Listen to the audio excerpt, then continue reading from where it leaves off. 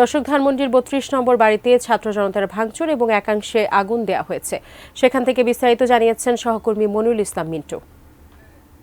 ঘোষিত ছাত্র সংগঠন ছাত্রলীগের ফেসবুক পেজে ঘোষণা দেওয়া হয় যে ৬ মাস পূর্তি উপলক্ষে আওয়ামী লীগ সভানেত্রী শেখ হাসিনা ফেসবুক লাইভে আসবেন, কিন্তু এরই প্রতিবাদে বিক্ষুব্ধ ছাত্র জনতা তারা ঘোষণা দেয় যে ৩২ নম্বরে তারা বুলডোজার মিছিল করবেন এবং সেই শাহবাগ এবং বিভিন্ন জায়গা থেকে খণ্ড খণ্ড মিছিল এসে রাত ৮টার মধ্যে ৩২ নম্বরে এসে পৌঁছায় এবং একটি পর্যায়ে তারা বিক্ষোভ মিছিল করেন। সেই বিক্ষোভ মিছিল থেকে তারা বাইরের যে দেওয়াল সেটি ভাঙচুর করার একটি পর্যায়ে ৩২ নম্বরে তারা ভেতরে প্রবেশ করে ভাঙচুর এবং অগ্নিসংযোগ করেন।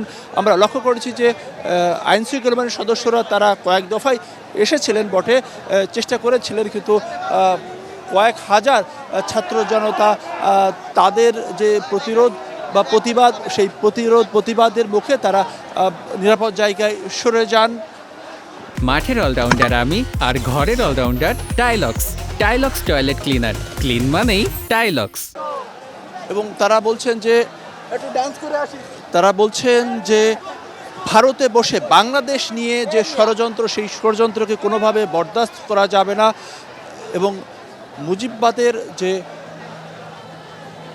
পতন হয়েছে সেই পতনকে কোনোভাবে নতুন করে পুনরুদ্ধারের যে চেষ্টা, সেই চেষ্টাকে বারবারই ব্যাহত করা হবে, প্রতিরোধ গড়া হবে, এমনটি তারা বলছেন। আমরা দেখছি যে এখানে নারী পুরুষ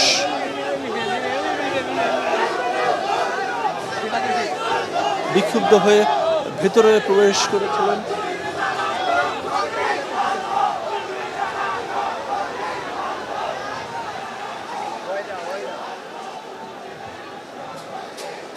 তারা নানামুখী স্লোগান দিচ্ছেন, কোনো সময় ভুয়া ভুয়া স্লোগান, কোনো সময় বলছে যে মুজিববাদকে নতুন করে পুনঃস্থাপন করার যে অপচেষ্টা সেটিকে রুখে দেওয়া হবে।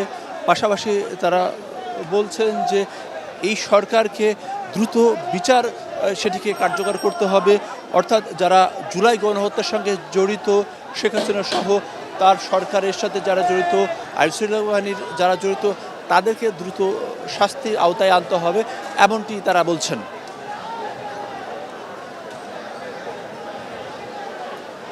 বলা যায় যে ৫ আগস্ট যে ঘটনা ঘটেছিল, বিক্ষুব্ধ ছাত্র জনতা তারা ৩২ নম্বরে এসে এখানে ভাঙচুর এবং অগ্নিসংযোগ করেছিল, ঠিক ৬ মাসের মাথায় এসে ঠিক এমন একটি ঘটনা ঘটল।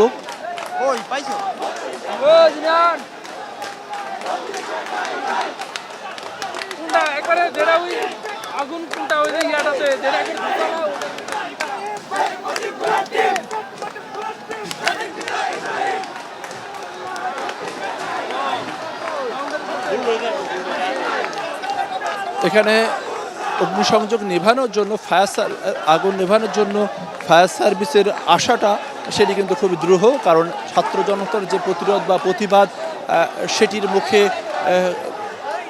তাদের পক্ষে আসাটা এখন সম্ভব নয়। আইনশৃঙ্খলা বাহিনীর সদস্য, এখানে পুলিশের সদস্যরা সহ অন্যান্য বাহিনীর সদস্যরা তারা কয়েক দফা চেষ্টা করেছিলেন,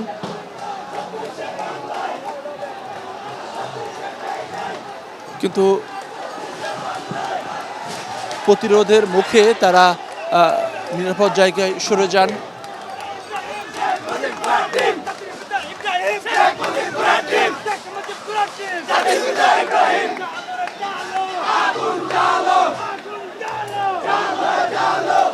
এখানে শুধু ছাত্ররাই নয়, আমরা লক্ষ্য করছি যে এখানে বয়স্ক মানুষ তারাও এসেছেন, তারাও এই প্রতিবাদে তারা সামিল হয়েছেন।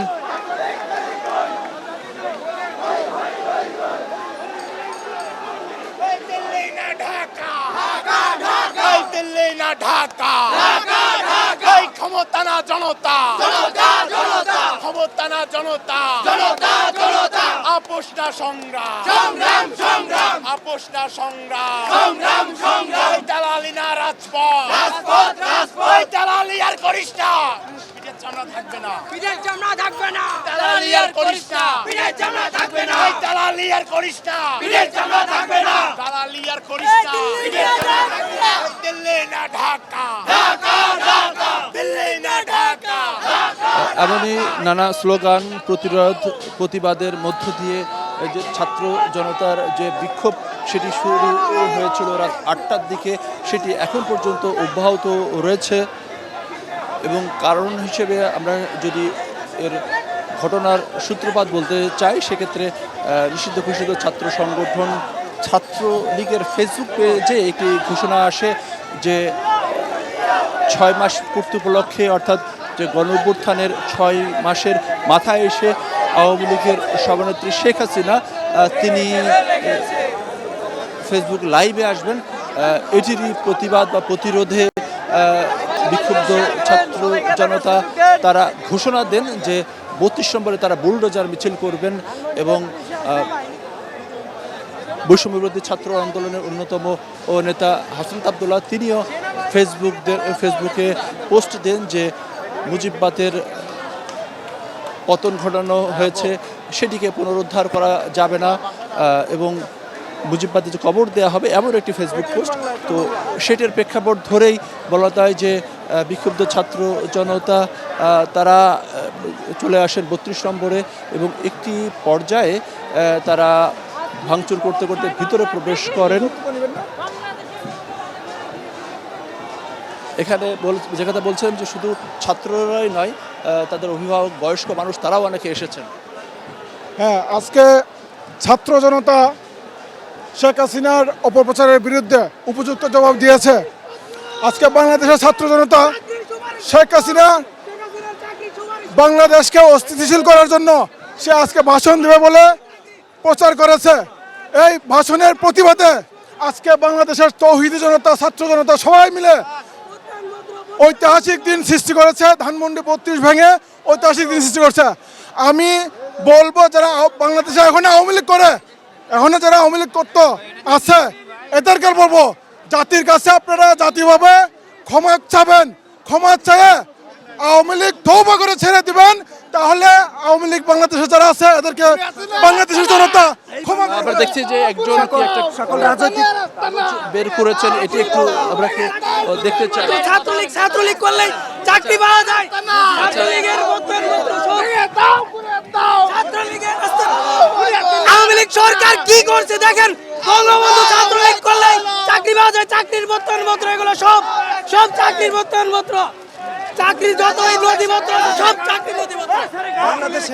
বাংলাদেশের সকল রাজনৈতিক দল, যে সমস্ত রাজনৈতিক দলগুলো আপনারা এই সুনামধন্য এটিএন টিভির মাধ্যমে আপনারা লাইভ দেখতেছেন, সকল রাজনৈতিক সংগঠনের নেতাদেরকে আমি কঠিন হুঁশিয়ার করে কথা বলতে চাই। আজ আপনারা স্বৈরাচার প্রশ্নে আওয়ামী লীগকে অনেক ছাড় দিয়েছেন। 5 তারিখের পর থেকে আমরা এটা আপনাদের কাছে আশা করি নাই।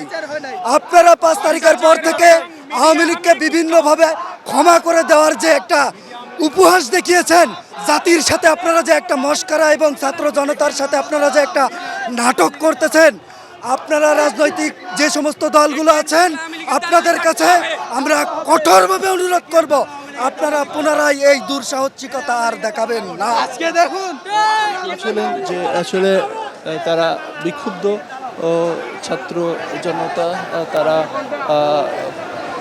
বলছেন যে এই